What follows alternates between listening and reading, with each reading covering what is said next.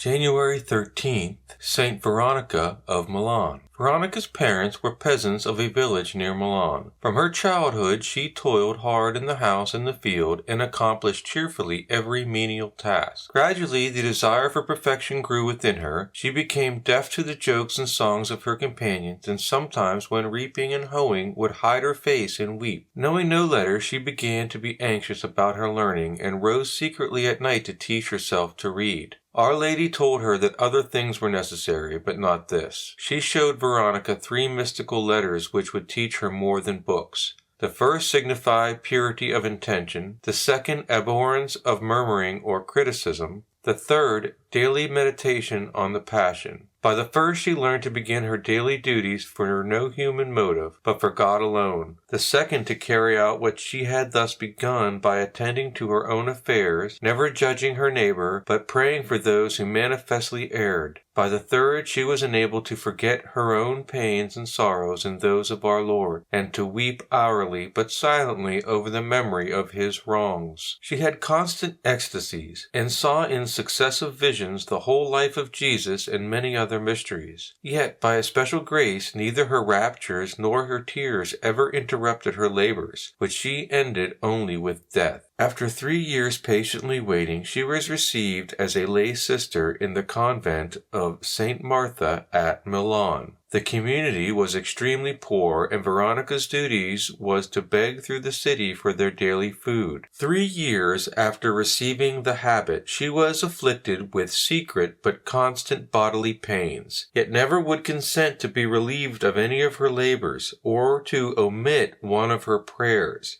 By exact obedience she became a living copy of the rule, and obeyed with a smile the least hint of her superior. She sought to the last the most hard and humbling occupations, and in their performance enjoyed some of the highest favors ever granted to a saint. She died in 1497, on the day she had foretold, after 6 months of an illness, aged 52 years and in the 30th year of her religious profession. When Veronica was urged in sickness to accept some exemption from her labors, her one answer was, "I must work while I can, while I have time." Dare we then waste our time?